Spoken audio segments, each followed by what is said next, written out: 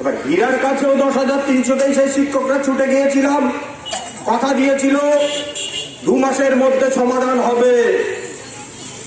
সমাধানের পরিবর্তে এমন এক সমাধান করলেন 27 তারিখের ঘটনা।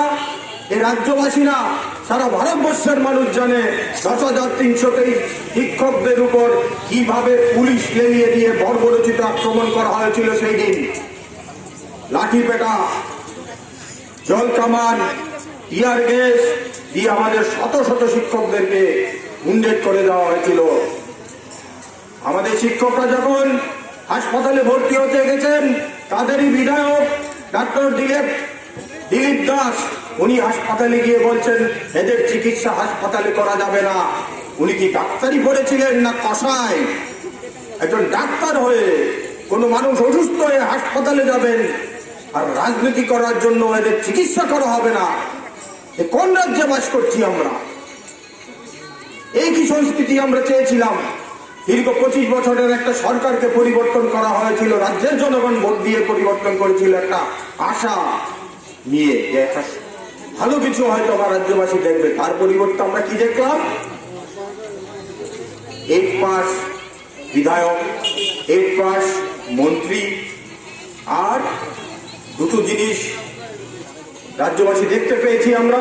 একটা হলো বাইক বাহিনী, একটা হলো হেলমেট বাহিনী। আপনি কিছু বলবেন দেশদ্রোহী। রাতের অন্ধকারে এই বাইক বাহিনী কিন্তু দিনের বেলায় দেখা যায় না, রাতের অন্ধকারে আপনার বাড়িতে গিয়ে হামলা করবে। আপনার শিশু, আপনার স্ত্রী, আপনার বৃদ্ধ মামারা এদেরকে মারছে। দেখে গেছে, এখন তো সামনে আসার পালা। এবার ইলেকশন ঘোষণা হয়ে গেছে। তার পরবর্তীতে আমরা নতুন মুখ্যমন্ত্রী, স্বচ্ছ মুখ্যমন্ত্রী ডক্টর মানিক সাহা, ওনার কাছে গেলাম। ওনার কাছে আবেদন নিবেদন অনেক ধরনের অনেক কিছুই আমরা আন্দোলন করেছি। উনিও আমাদের পেছনে পুলিশ লেলিয়ে দিয়েছেন। আমাদের বিরুদ্ধে 16 থেকে 17টা কেস দেওয়া হয়। আমরা বেল নিয়ে এখন ঘুরছি রাস্তায়, যে কোনো সময় আমাদের পুলিশ অ্যারেস্ট করে, যে কোনো সময় সমন পাঠিয়ে দিচ্ছে।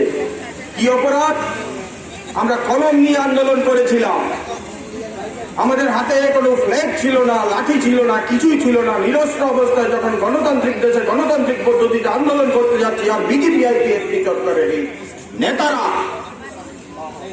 খুন পিপাসু নেতারা, কেন বলবো খুন পিপাসু? কে তৈরি করেছে এই বাইক বাহিনী? এরাই তো তৈরি করেছে। এরা সাধু সেজে বসে আছে এখন। এরা এইগুলো করে 10,323 নেতৃত্বদেরকে কেস লাগিয়ে দিয়ে ভেবেছিল যে আন্দোলনকে দমন করা যায়। ভারতবর্ষের ইতিহাসে কৃষক আন্দোলন, সে আন্দোলন দেখিয়ে দিয়েছে আঙ্গুল দিয়ে যে নরেন্দ্র মোদীর মতন সরকারকে ঘাড় নত করে এই 3টে বিল পরিবর্তন করতে বাধ্য করেছে। তো এই 10,323 একটা বড় সংখ্যা। 37 লক্ষ লোকের মধ্যে আমাদের কাছে আছে 1.5 লক্ষ ভোটার। বারবার যে কথাটা বলার চেষ্টা